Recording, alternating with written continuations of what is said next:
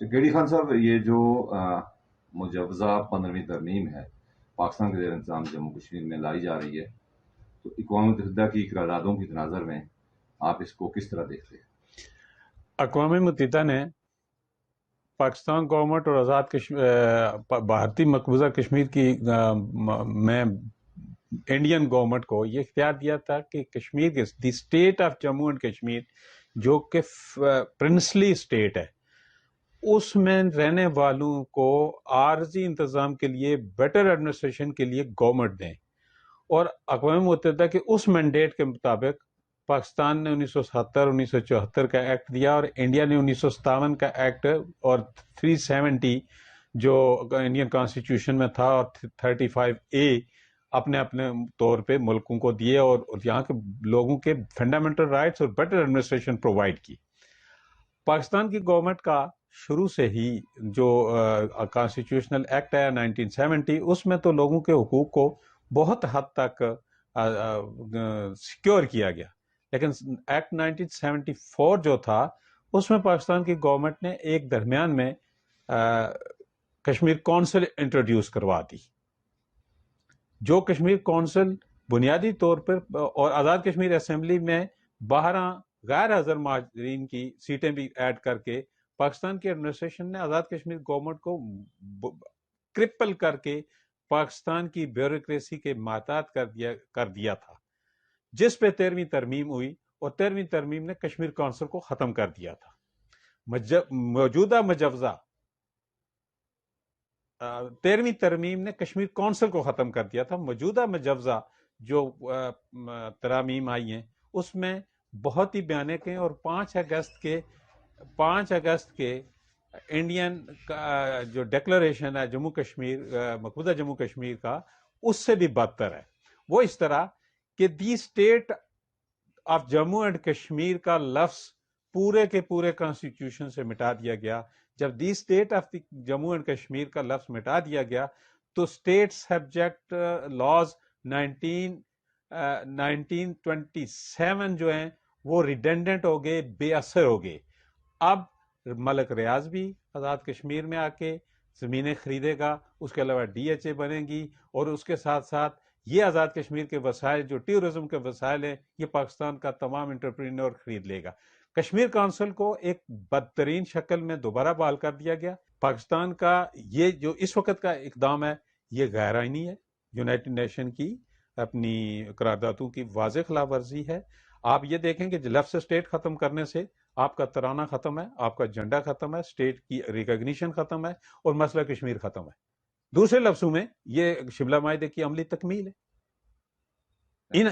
ان حالات میں آپ انڈیا کو کیسے کہیں گے انٹرنیشنل فورم میں کہ وہ کشمیر کے مسئلے میں وہاں نہیں؟ آپ سمجھتے ہیں کہ 15ویں ترمیم کو لا کر اس کو بائیلیٹرل کر دیا گیا ہے؟ نہیں، 15ویں ترمیم تسلسل ہے شملہ معاہدے کا. انڈیا اور پاکستان دونوں پہ اب step by step with consent اس پہ عمل درآمد کر رہے ہیں، اور کشمیریوں سے کوئی نہیں پوچھا جا رہا ہے.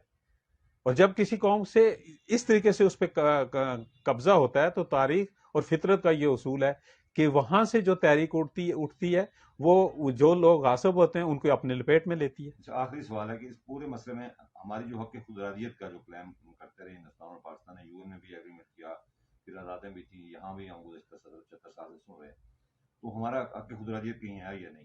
ہمارا حق خود ارادیت موجود ہے. جب انسان پیدا ہوتا ہے اس کا رائٹ آف سیلف ڈٹرمنیشن اس کا بائی برتھ رائٹ ہے، اور اس کو انٹرنیشنل فورمز اور اسلام آباد اور دلی کی بات کر رہا ہوں.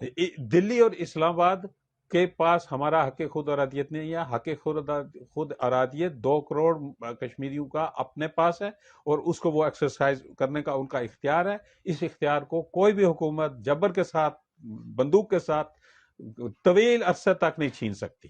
اس میں کوئی شک نہیں ہے کہ ہماری غلط فہمیوں کی بنا پہ، ہمارے کم عقلی کی بنا پہ، ہماری قیادت نہ ہونے کی بنا پہ 75 ایئر سے ہم لوگ سبجوڈیگیٹ ہیں 2 حکومتوں کے، اور اس پر ایک اور حکومت بھی ہے جو چائنا موجود ہے.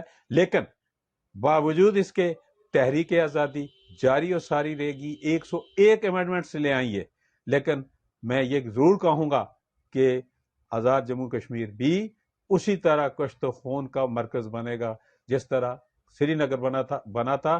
یہ بیوروکریسی جو بیٹھ کے فیصلے کر رہی ہے اور انٹرنیشنل جو سٹیک ہولڈرز ہیں وہ کشمیر کے جو فیصلے کر رہے ہیں یہ دیر پا کبھی ثابت نہیں ہو سکتے, بلکہ فیصلے کرنے والے اس کی لپیٹ میں آئیں گے.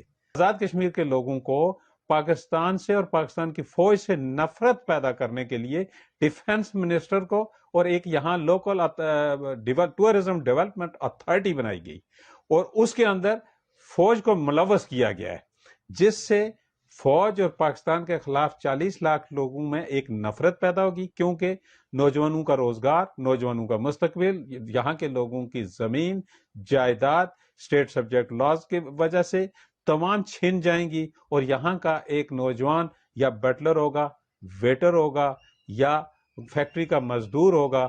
اس کے علاوہ پاکستان دریا ہمارے پہلے سے ان کے پاس ہیں, بجلی کے وسائل سارے ان کے پاس ہیں, منرلز جو ہیں وہ چیف سیکرٹری کے ماتحت ہیں.